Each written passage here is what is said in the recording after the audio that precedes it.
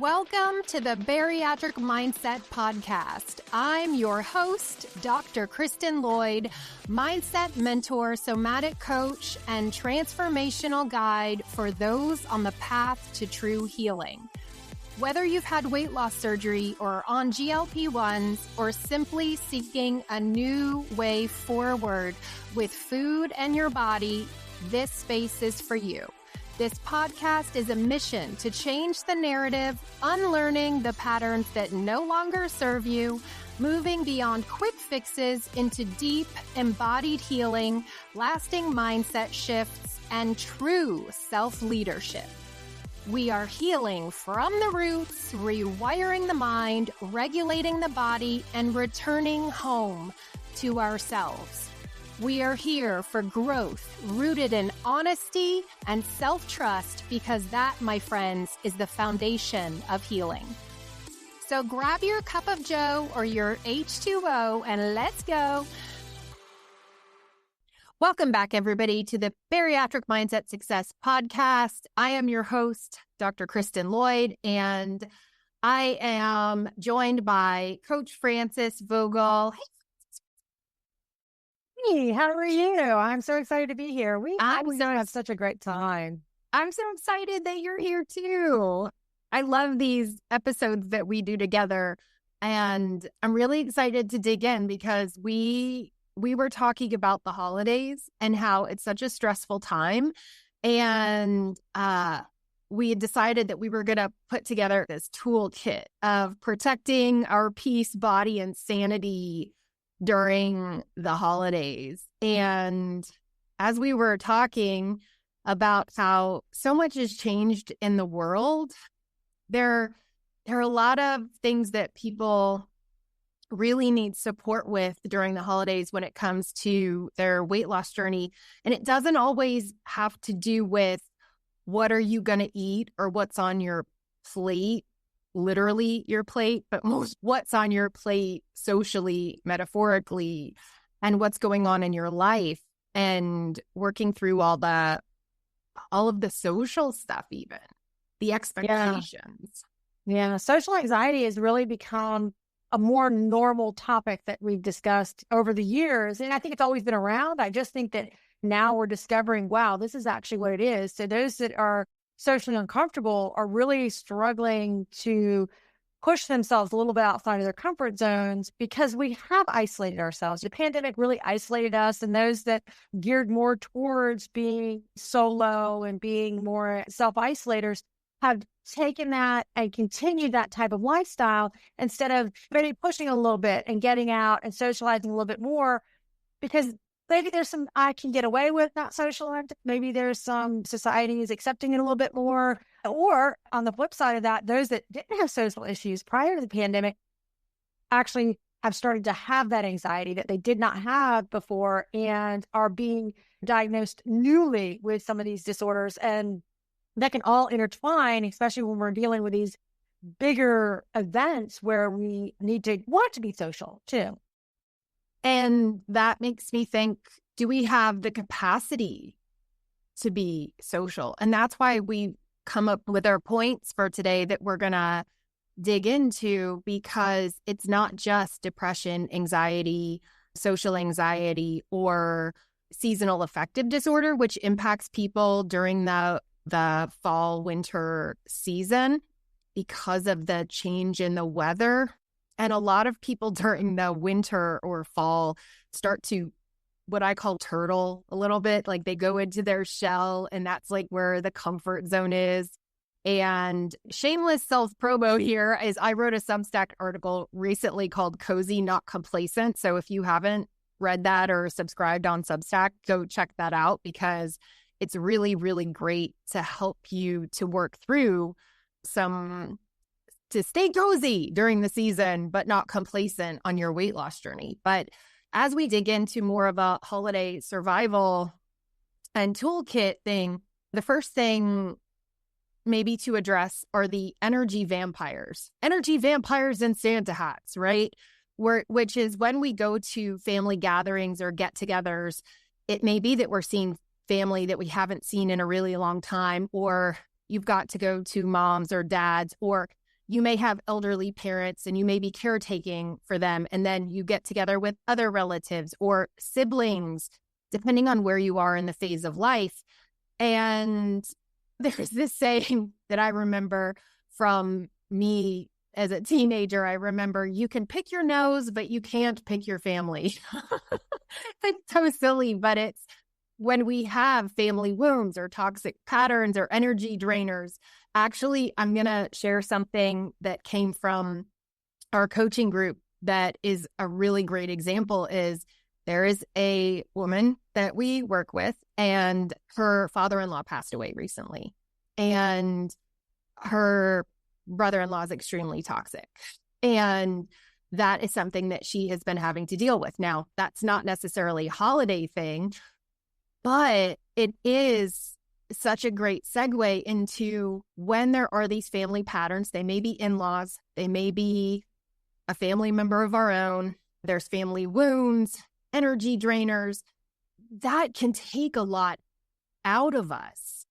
And so when we're going to family gatherings, it need not even be during the holidays, but at any time, I think we really need to protect ourselves and think about these things in advance. Otherwise, a lot of people will have anxiety going to events, feeling obligation. I have to go, I should go. And they may not be in a place to say no, thank you. That was something that we were even discussing before pressing record, is that at times therapists, I know at one time even my therapist had suggested, okay, maybe it's time to cut this person off or that person off.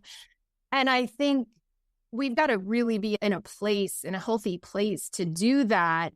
And cutting people off, right, isn't for everyone. And it's not something that I suggest, because I feel that it's a very personal decision. And somebody's got to be ready to do that. I really agree. And I have to say, coming from having all the childhood stuff and the things that I walked into my weight loss journey with, I don't want to say it in such a way that sounds just nasty, but sometimes cutting people off for people, it's because they're not willing to do the work around it. When you are, that's fair. Yeah. And that's okay, because sometimes it's, I can't do the work now, but I'm going to put it in a box and I'll do the work later, or I will work on doing the work or become willing to do the work later. And so there's that sense of, too, we need to own some of this stuff as well. We need to say, I am part of this family. Family is important to me. I need to do my personal work so that I can protect myself when I show up in environments that can be toxic. And sometimes, like, one of the things that it's talking about is just that visualization of putting up that force field of, all right, sticks and stones can break my bones, but words can never hurt me. I mean, we've heard of that. And let's remember that when we walk into those environments where there might be family members that are throwing zingers at us. And there may be opportunities where people are saying things that may not be what we're most comfortable with, but we don't have to internalize it. We don't have to own it, and we don't have to make it part of our identity. We get to choose. We can limit the time that we're spending with them, of course, find an exit plan. How am I going to get the hell out of there? And also not take it on as our own. It is not our story. That's their stuff. And as we do this work, as we become more healthy around our own personal boundaries, our own person, we can be in those environments and we don't have to walk away from it and be like, oh my gosh, that was the most toxic thing I've ever experienced. We can walk away from it and say, you know what? Those people are changing. I get that. I still love them. That's my mother. That's my sister. That's my brother. That's my whatever. And I'll prepare myself a little bit better next time. Or maybe I'll limit some of those conversations and find other things to talk about. We have a tendency to think we're being disrespectful when we change the subjects.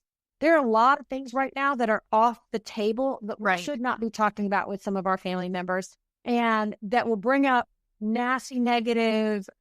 Don't go there. Don't take the bait. Don't take the bait. So when you got those energy vampires, and I love that because they suck the life out of you. Don't let them put up your force field. Don't let them do that.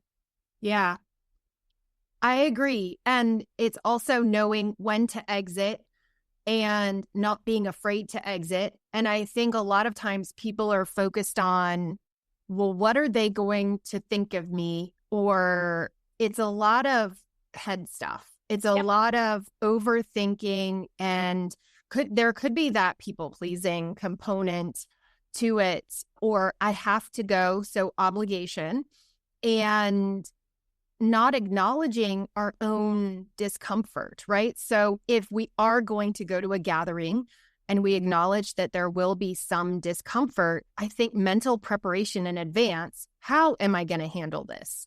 We actually don't know, what's going to come up in any situation. And sometimes that's what gives people anxiety, is that level of uncertainty. Yet, what we may know about our family is that there's going to be that one person that says that off remark, or that shady cousin or brother or family member that says something that's way out there. And the thing that we need to remember is it says more about them than it does about us. So if they're talking about our bodies, or if they're making a spectacle out of us, for example, or, right, you made a good point, right? We can pause if we're prepared. We can pause and recognize that if they're attempting to make a spectacle out of us, or if they're attempting to cause drama, or if they're attempting to bring us down a notch, it's because they're trying to raise themselves up. The thing that I've known for years, and it actually hasn't come up too much in some of the work that we do, but this is just, it's very much people and interpersonal behavior, is that when you have someone who's a bully or someone who wants to make somebody else feel bad, it's usually because they want to position themselves in a place of power or superiority. And you may just seem like a target. And weight, I think, for all of us who have struggled with weight over the years, have been that target for a lot of people, because then our weight becomes a topic of conversation. So when there are the energy vampires, or the people who want to talk about, let's just be real, religion or politics during a family gathering, let's call it what it is, right? The things that can cause a lot of drama, we maybe need to set some boundaries to say that topic is off the table. I'm not going to discuss that with you. Or we need to have some tools in place where we exit stage left. I need to go check on something, or I need to use the restroom, or I'm going to go grab a glass of water. I need a moment. So one of the things that may be really important is that we catch our breath. Or one of the things, that I love to model is I put my hand over my heart. You may not do this in a public gathering, but if you exit to the bathroom, if you go to a different room and you just take a moment to yourself, take a deep breath in through your nose, out through the mouth a couple times, and remind yourself, I have the power of choice here. I am not in control of other people, what they say, what they do. I get to determine when I leave, how I choose to stay or exit, whether I choose to stay or exit. And their chaos is not my cue. Their chaos does not need to become my chaos. So that can be a really great reminder, is that other people's stuff is exactly that, their stuff. And I think this has been popularized through more mainstream psychology. So if somebody says something to you that's offensive, I don't know if you've heard this, Frances, in different places, but if somebody says something,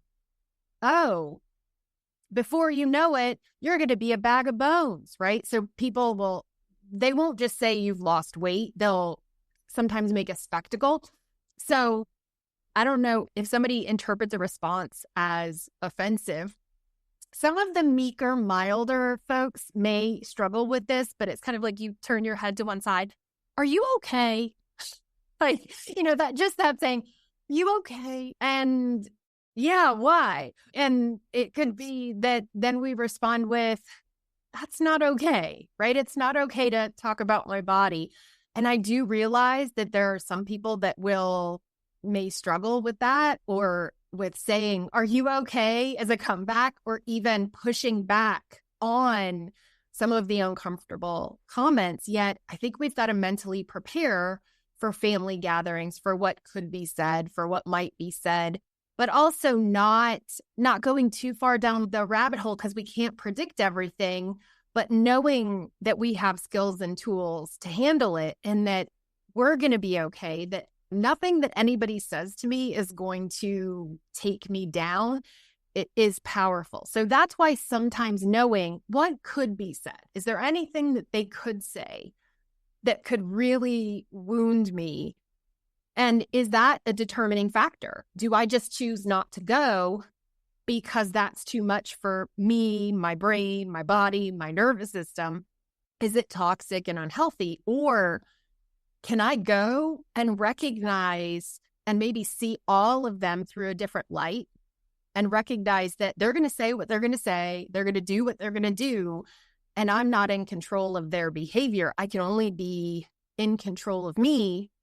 And with that, it's not necessarily the next thing on our list or anything, but with that, I'm going to do my best to use skills and tools so I don't emotionally eat when they test me, when they push my buttons, when they say things that are chaotic and uncomfortable and dysregulating. I have to come back to myself and self-soothe. And I think that finding those people, typically when we go into these family environments or parties, whether, it's a work party or a neighborhood party, there's always going to be the assholes. There just are. And so we've got wild cards. Yeah. And we've got to be prepared for that. And then just distance ourselves from it. Don't put ourselves in the line of fire. We know who they are. And if they all of a sudden come after us, let's remove ourselves from the situation. We have got to take ownership of our personal actions and our personal space. And it might be time for us to leave. And there was something that one of the folks we coached, this has been a couple of years ago, she did the family drama bingo card where she walked into her family. You can find them online. They're hilarious. Dysfunctional family bingo. Yes, we have that. Yes. And it's one of those fun things to do. Maybe you and a cousin can get together, or you and a sibling who's kind of the same thinking, and do it as a way to disarm and to create some fun out of some of the insanity that's happening, especially when you're getting together with family members that are they just haven't done the work. I mean, I'm blessed. I have quite a few family members that have worked on themselves in some capacity or other. We come from a lot of 12-step recovery, but that still have their stuff too. It's not like all of a sudden just because you've got 20 years in recovery that makes you okay and perfect. It means that there's still old stuff that'll come up for all of us, and we'll push buttons. And one of the things I remember and try to remind myself when I get into these environments where I get to choose whether I'm going or not going is I'm not the perfect person either. And I'm sure, without a doubt, I push my family's buttons. And whether it's my children, my husband, my mother-in-law, my mom, my sisters, I'm sure there are things that I do that not intentionally, and I try not to be this person, but I know for a fact there have been times where I have done things that have hurt people's feelings. And I have participated in things that maybe are not the best of me. And I would hate for the people that I love and that I care about and that I want to spend time with to limit their time because I might hurt them. I would rather them come to me and say, hey, I really didn't appreciate this comment, or, hey, let's work on that, or whatever that may be. And I'm hopeful that my immediate family, my children, my husband would say that to me, and that building relationships with their spouses and et cetera, we can have that open relationship. I'm not sure that the older generations are there yet, or maybe not ever there. It may not be there, but I still want to be able to create memories, and I get to participate in good memories. I get to participate in the good stuff too. I leave the drama behind, step out of the chaos, don't participate in it, and own your own stuff. Don't engage. You're absolutely right. And I started to think about something. I'm actually going out of town for Thanksgiving, and I'm going overseas to visit my in-laws. And I had a call with my brother this morning when I was running around taking my kid to school. And he said, Mom's going to be alone. And I'm trying to figure out what to do, right? I'm trying to figure out, and the guilt, am I going? Am I not? And what came to mind was a lot of the passive aggressive communication that just comes up in family together that creates guilt, that creates these feelings that come up that create tension or triangulation or that kind of thing. But the feelings that get created from the drama are real. Like, we do have feelings about it. We are frustrated. We are hurt by and that is your, and that's your work. I mean, that's my work. Your work to change, but it is Correct. your work to process it. And I think that there's just this part of so many people's relationships that they're willing to just cut people off. And they don't know how to be nice, so I'm just not going to be around them. And I get it. I have those toxic folks in my life, but I also think that there's a sense for myself of this is who they are. This is who they've always been. And I can participate in a short period of time with that person so that at the end of the day, I can lay my head down and say, I was a good daughter. I was a good mother. I was a good sister. Because that's important to me. That's important to me to know that.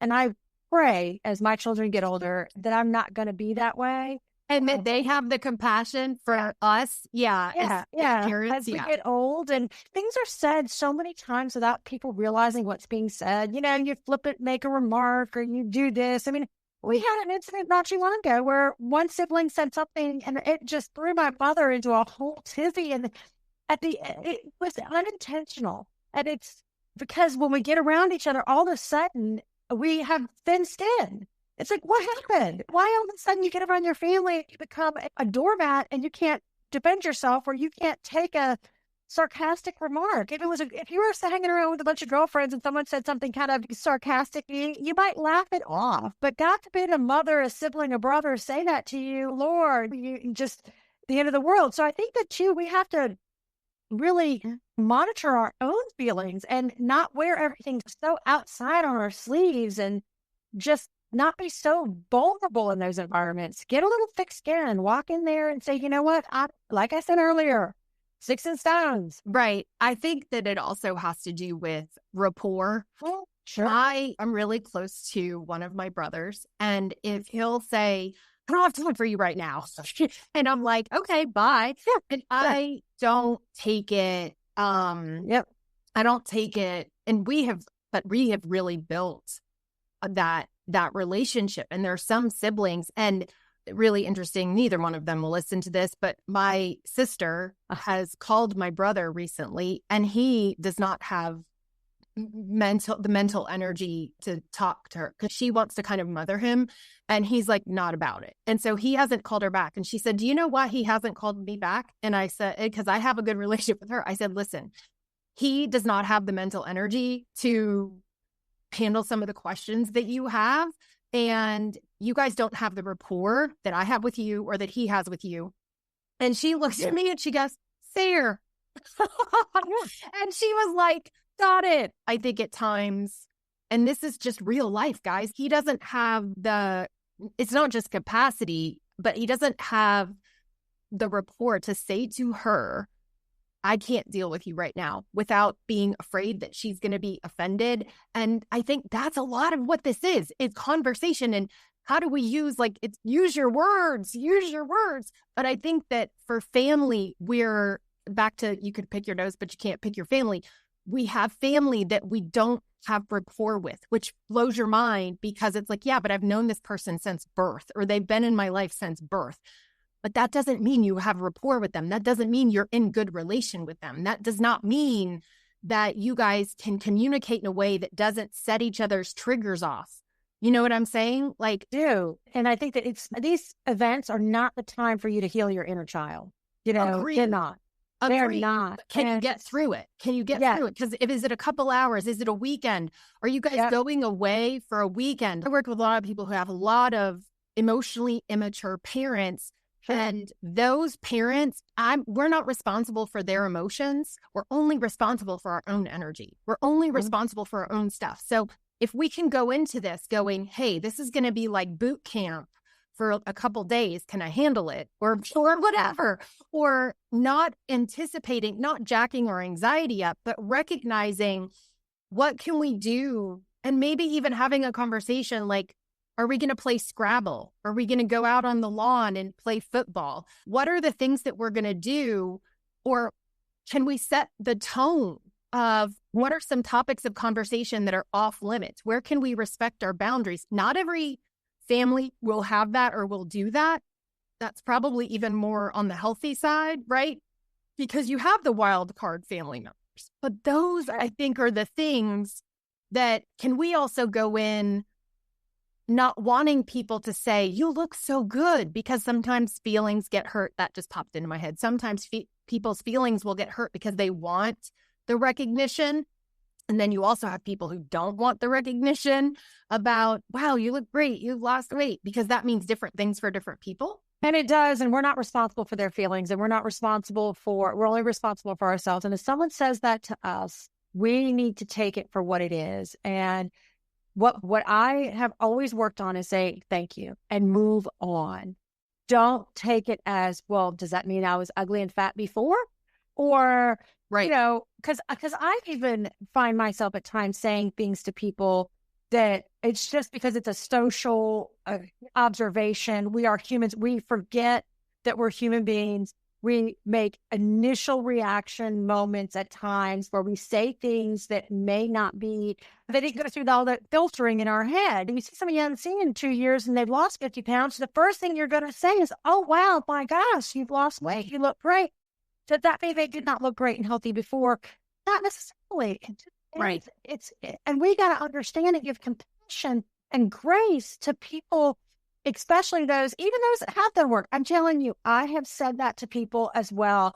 I catch myself after I say it. I'm like, oh shit, maybe I shouldn't have said that. Or I need to go back and preface or go back and say more to the conversation. I know that the weight loss is such a journey, and I'm glad that you're feeling good. Or is there any support that you may need? I'm happy to help you, et cetera, because it's, again, we're trying to force other people the boxes that they don't necessarily fit based on our own filters.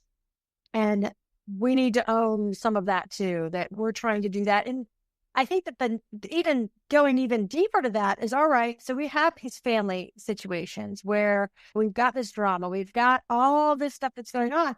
How do we deal with how we eat during those environments? So then we move into the next piece of this, and that's a huge part. How are we going to navigate our own personal, because that's what this is all about, is holding your own self personally responsible for your actions, while not only your voice, but your actions as well. What you say and what you do. And sitting in a corner and eating 4 plates of food is just going to really make it difficult for you. I think there can be a lot of food pressure. And then there's the people pleasing that comes up, the guilt, the shame, the obligation around eating to please others. So I think when we're at these family gatherings, way back long before surgery, I'm sure pretty much all of us have done some level of like Weight Watchers or something. I remember a lot of the suggestions were eat before you go. I never wanted to do that. Or I never wanted to do that because I did want to enjoy the food that was at the gathering. I didn't want to be the person that's like, oh, I'm not hungry, I'm not eating.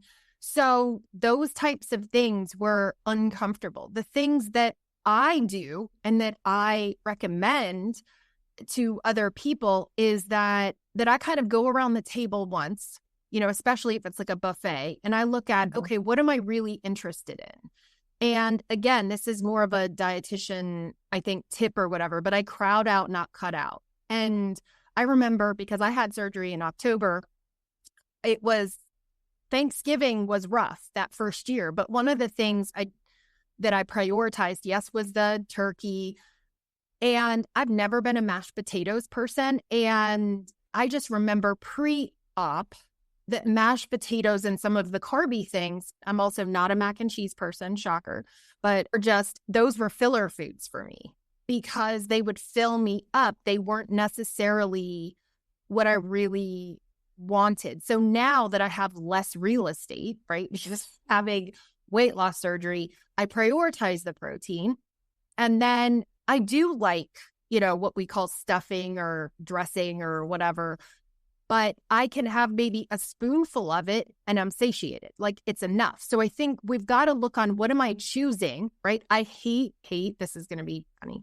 I hate green bean casserole. It's like so gross to me, but my sister loves it. It's something that's on the table. I like green beans, but I think it's just from childhood, we had it so often. So I think when we look at what are the things we really want to enjoy that are on the table and how do we make our plate, one of the things you were saying earlier is like you have a one plate rule, which I think is wise, but even I don't think I could have a second plate. I don't have space for it, but I don't think any of us do. But if you're... I agree. I mean, there are people that can and people that can make themselves ill. And I even to this day, I try to eat off of a small plate. Okay. That's kind of one of my key hacks, right? Because this is navigating weight loss surgery, navigating the GLP-1 is not overfilling yourself so that you can enjoy the rest of the day, because there's nothing worse than all of a sudden having dumping, and it happens on GLP-1s as well, where you've eaten too much, you're nauseous, and you're going to be sick. And here you are at a family gathering or a neighborhood party, and you got to go because you're not sure which end it's coming out of. And that's a little graphic, but those people that are listening to this more than likely know what I'm talking about. So how do you prevent that? And I try to eat off of a small plate. That's my go-to, but that's not always the option. Sometimes the option is only a larger plate. So I put in the middle of the larger plate some either fruit or a clean vegetable salad, something like that, which I may or may not eat all of, and then around it. And that gives me parameters to work with. It's hard for people of our age, especially, to waste food. And it has become a thing that I worked with and coached people on for ever since I've been doing this. And with myself, it's okay to throw away food. It is okay. Is it the best thing to do? No, but we don't have to force ourselves to eat food just because it's on our plate. My children know, they know I had surgery. So we go to restaurants, I'll eat what I can eat. And as soon as I stop, I swear it happened a week ago. We're here at the house, and I made myself a plate of food, and my son saw me back up. I actually really wasn't done, but it's okay. He kind of saw me back up and, readjust. He had that plate in front of him in a heartbeat. It was so funny how quickly he grabbed my plate. I was like, all right, fine. I was probably done anyways. I was just giving myself a little moment. God, anyways. But it was actually... But my son does that too, especially if he didn't ask me. He just grabbed it. He's like, are you going to finish that? Because I will. We had, in one of our previous episodes, we were talking about pizza. And this last week, we made homemade pizza. Love it. We do turkey, pepperoni and stuff. And there was some left over the next day. And my son looked in because he got his own, it's kind of like a personal size. So he pulled it out. He's like, are you going to eat this? And I was like, no. And he's like, can I have it? And his eyes got really big. And I'm like, of course you can. Heated it up for him. But he really takes advantage of the fact, in a good way, that I'm not going to finish stuff. Yeah, and that's kind of what I remember. And I know we talked about this on the previous episode that you and I had recorded together, is about those around us. For me, no one in my immediate children family necessarily has some of this disordered eating that I had, so they understand that if they eat a little extra, they're going to be okay. They're not in this metabolic dysfunction issue. And I owe that to my early on discovery of my own stuff and being able to work with them about the food that they eat. Because again, it is not the food. It is so many other, certainly there are foods that are not at the highest nutrition value. We're calling them foods, but they're not even food. But it is really so many other things that come into play around how our body is stressed, what we're doing to soothe ourselves, our emotional baggage. So I was sharing with you earlier, to kind of jump back into this, one of the things that I had to create a boundary around early on is not letting other people make my plate. And that blew my mind because I didn't even know that was a thing. And because you brought it up, I'm like, that may be something that other people struggle with too, because I never even, that was like, mind blowing for me. And I didn't even realize that. So tell me a little bit more about that. Yeah. So growing up, my grandmother, she had 8 children. So she always made everyone's plates, right? Because you had to make sure there was enough food for all 8 people. So historically, going to her house, she made everyone's plates. You That's just what she did. She served you food on your plate. And I remember it was so like blatant. The first time I went to her house after surgery, and I did not disclose my surgery to my grandmother. It wasn't important. I just was on this weight loss journey, and I talked with her about that aspect of it. And the first time I went to her house, she filled my plate just overflowing with food. And I'm like, oh my goodness, this is just, I didn't have anybody to push it off on because it was just me and my aunt.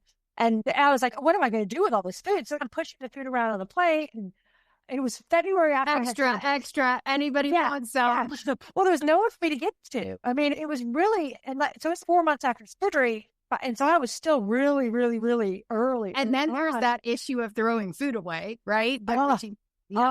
It was, and she's 92. So, whatever, she was 85 at the time. And she's totally not throwing away food. And here I am just, it was terrible. So it was one of those things where after that, the next meal we had together that weekend when I was there, I said, Grandma, I need to make my own plate. I just need to make sure that I don't overfill myself because I'm working so hard at this weight loss. And she got it. And from then on, we've had no issues at all with that. And also, my husband and I, we eat differently, and we love Indian food. Indian food's one of our favorite, but he likes very spicy Indian food, and I can't tolerate really spicy. So we have a specific restaurant we go to. And every time we've gone there, up until 2 months ago, they have had big plates. So I've done my crowding out kind of thing, like we were talking about earlier. 3 times ago, I noticed when I went, they had small plates. And I went up to the owner and I said, I thank you so much for providing these for those people that don't want to eat large quantities, so we're not wasting food. Because it even has a sign on the buffet that says, please don't waste food. Well, if you're filling up a big plate, it's hard not to waste food if you're already full. And again, buffets are really challenging for people post-bariatric surgery.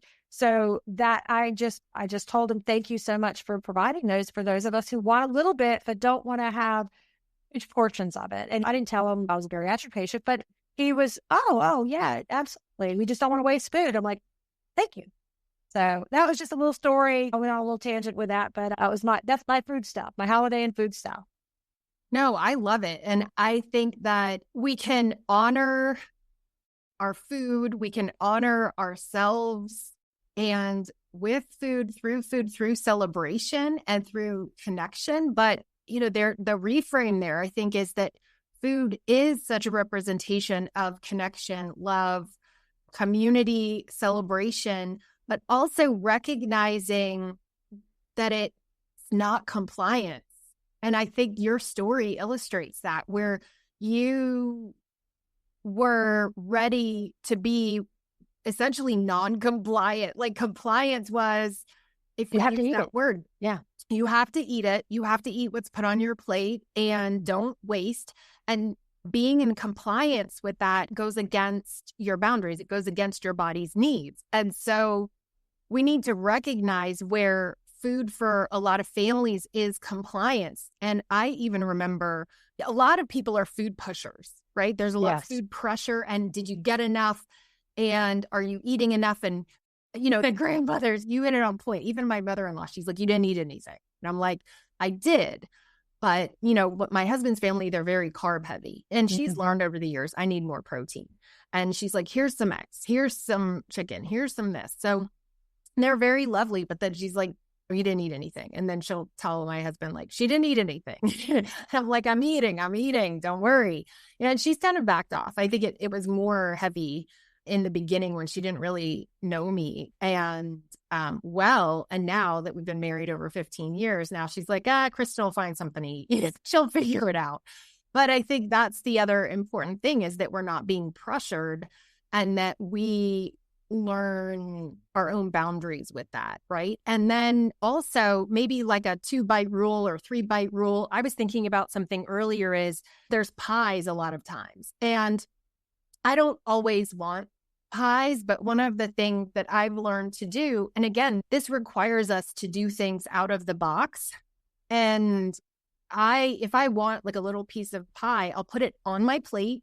I won't wait till dessert time, because in my family, I don't know about yours, like dessert was separate. Like it was like a thing that you did after dinner, an hour later or sometime later. And so I will go and kind of imagine a pie that, has a couple pieces missing already, right? But they're already pre-cut. I may take like a small triangle of one piece and it looks odd. And so you've got to be able to deal with somebody's pushback on, you took a piece or you didn't take the whole slice, and that may not be, I think in my upbringing, there was like a lot of rigidity around, you take the whole piece. You don't take a part of the piece. You take a whole piece. So are we willing to be uncomfortable if there is pushback of who took half of a piece or a quarter of a piece, who messed up that pie? Yeah. Right. And who messed up the pie? I did. I didn't want a whole piece. I only wanted a little bite of it. Thank you so much. And then move on. But that's part of the people pleasing is yes, we will sacrifice our own needs a lot of times. And we've got to be willing to say, I did it. Not like, you got something to say about it. Like, yeah. And let it go. I know the last few minutes, we've been talking a lot about food, and I think that it's important that not to focus on the food. It's the feelings and the reactions and the responses that we're having when we're challenged around this new way of life. I have worked, and I've had the pleasure of working with many people over the last few years, but there are some people that are so afraid to be different in their family that they are sacrificing their own health and wellness just to fit in. And at some point, you've got to take ownership of your own health and wellness and say, I choose to no longer participate in that negative behavior, that negative eating. I also come from a family that wants to eat dessert later on, an hour later. I don't. If I can have something sweet, I'm going to have it within 10 minutes of me eating dinner, because I know the chances of me eating a small amount is way higher at that moment than if I wait an hour or two to settle all that. I mean, I can eat a whole other meal. I don't want to do that. I want to savor that piece of whatever it is and then move on and then be done eating. 30 minutes later, start my drinking fluids again. I was saying this earlier, and I was talking about drinking prior to going and holding a drink. I'm like, not really an alcoholic drink necessarily. I mean, it could be if that's what you choose to do, if that works in your lifestyle. But I don't drink and eat at the same time. And I wait 30 minutes after eating to drink. And it's important that we hydrate. Hydration is so important to the way our body processes the food that we eat, the way that our bodies work. It's very, very important. So in my mind, I think it's not about the food necessarily. Yes, we've been talking about kind of hacks around this food and these holiday issues, but it's more about understanding your feelings around some of these foods. And I don't think that people really recognize all of the discomfort. They think it's the food, but to your point, it's the guilt, shame, obligation around eating to please others, or the discomfort that they carry and not realizing that they're eating more because of their own discomfort. And so are we able to handle our own discomfort, right? So some other things to say, that looks delicious. I'm good for now. Thanks for thinking of me. I've had enough. No, I'm good.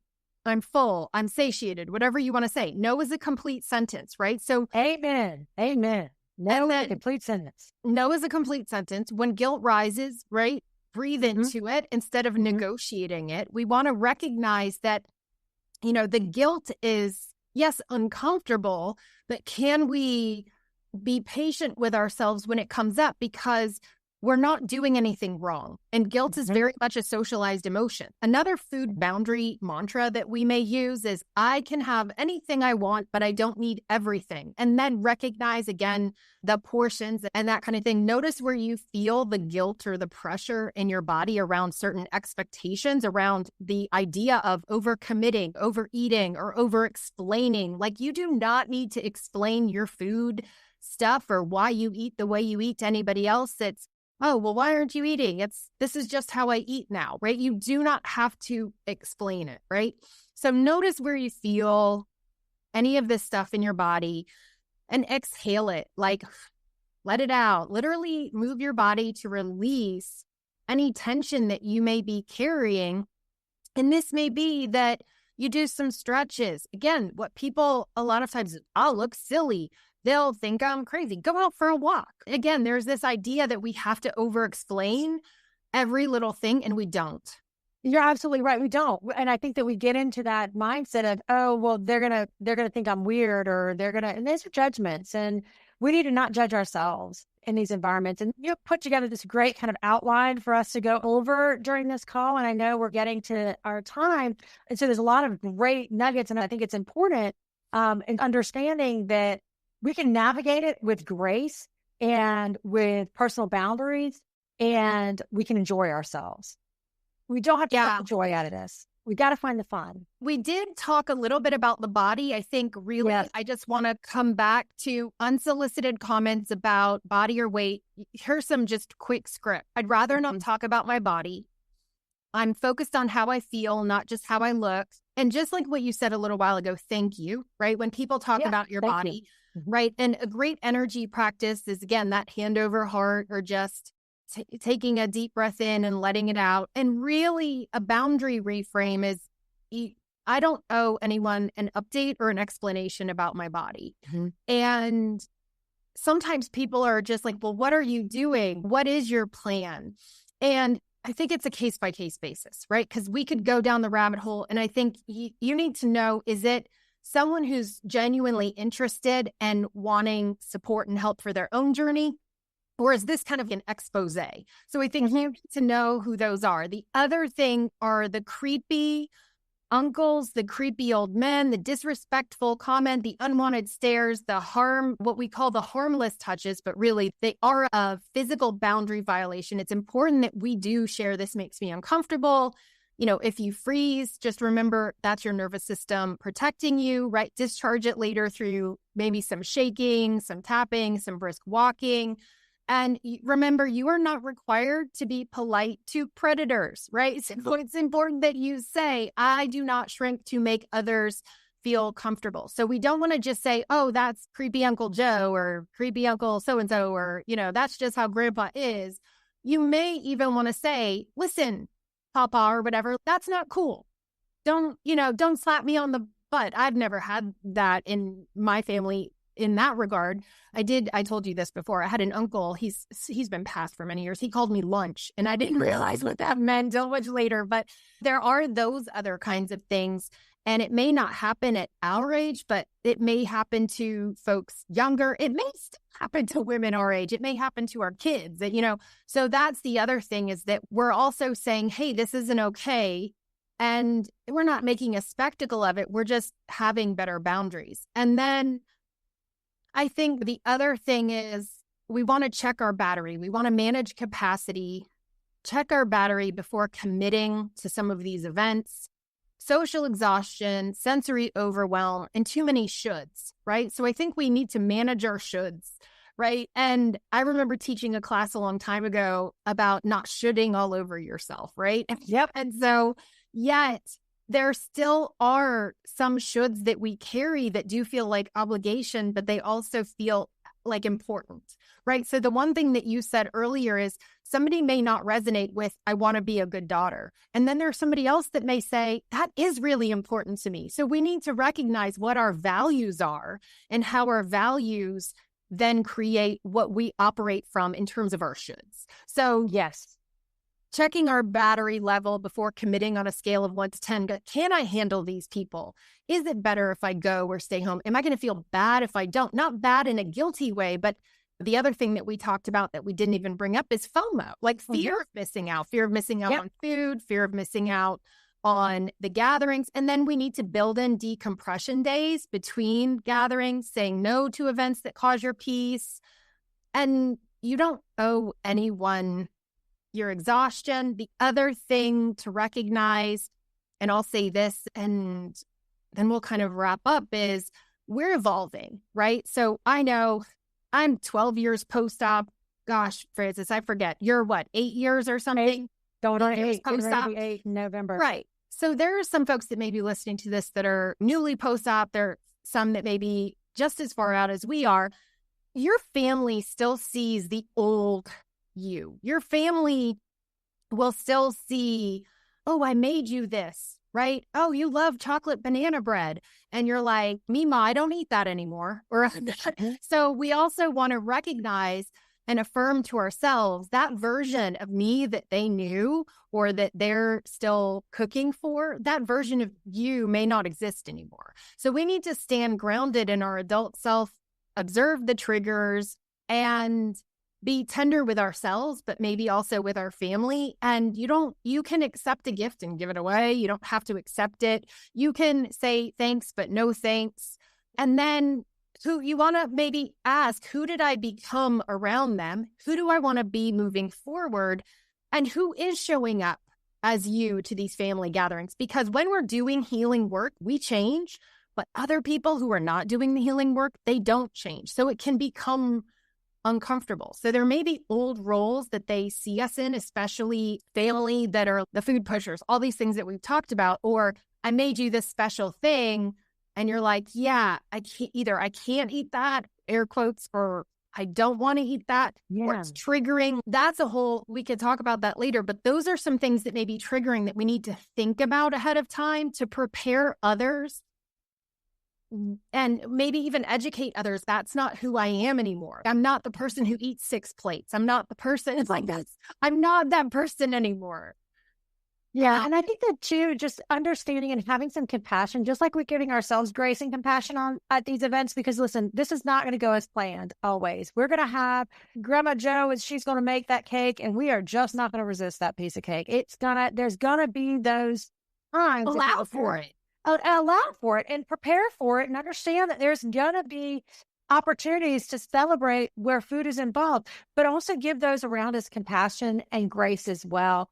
We have a tendency as we live our lives in such rigidity, especially in these times where we feel like we got to hold these boundaries. Boundaries are not walls, people. They are things that we can work on. Sometimes they get pushed against. Sometimes they move a little bit. Sometimes we change our mind and our feelings, and that's okay.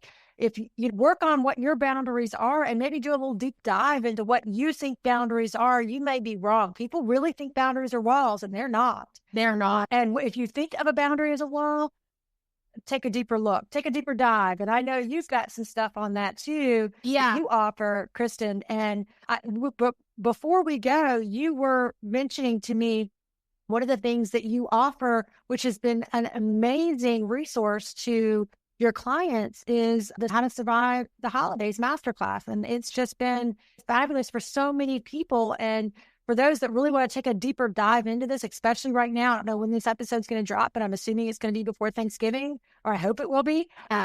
Take a look at that and see if that's something that interests you, and you can do some of that deeper work while you're going through these holidays for them. Yeah, I do have. It's actually 3 separate master classes that I've done over the years that I've bundled together. And for this year in 2025, I've actually made it the lowest price ever at $99. And I've even got a 2-pay plan on it. So if somebody wants to split it up even, I know that there are a lot of people on a budget, but this is lifetime access. This is not just you go through it this one time and then you're done. It's something that you can go through each and every holiday season. And it's got a ton of workbooks and a ton of things. And I'll even share with this podcast episode, because I have the dysfunctional family bingo.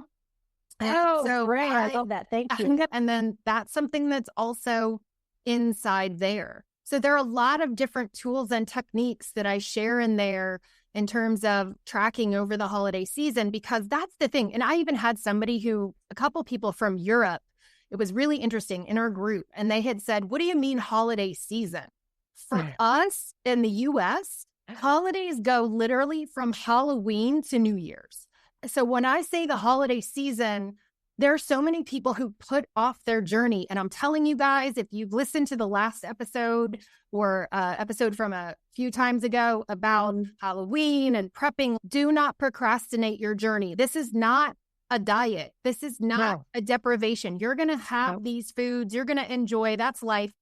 What I want to share, though, is this season literally is a season. It is a couple months long, and we are not white knuckling it, and you need tools. You've had surgery. You're on a GLP-1. It does not matter. You've got to use the tools, because if you're just expecting the surgery or the medication to do the work for you, you are sadly mistaken, because again, God forbid, nobody's going to take your surgery away from you, but God forbid your job changes, the medication changes, you lose access. You want to have some solid emotional tools. So we're going to wrap up today. And if, I'll put the information for the masterclass series in the show notes so that you guys, if that speaks to you or if you have questions, you're always welcome to email me. And of course, if you haven't yet, join our free Facebook Bariatric Mindset Mavens. And I have links in there too. And 3 last things to keep you grounded, your holiday peace plan.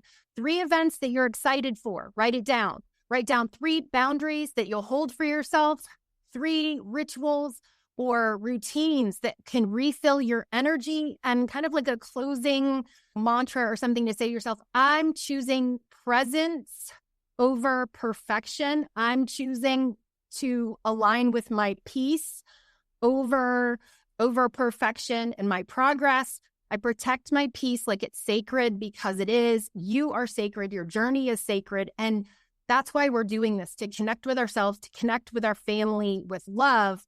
And we're not going to change other people. We only have the ability to change ourselves. Any last words, Frances, for this episode until next time? No, just enjoy yourselves, people. This is, you only have one life to live, and fill it with love, and love each other, and be compassionate, and carry yourself with grace and kindness. Okay? Yes, absolutely. Till next time. Thank you, Kristen. Thank you, my dear. I'll see you soon. Lots of love, everybody.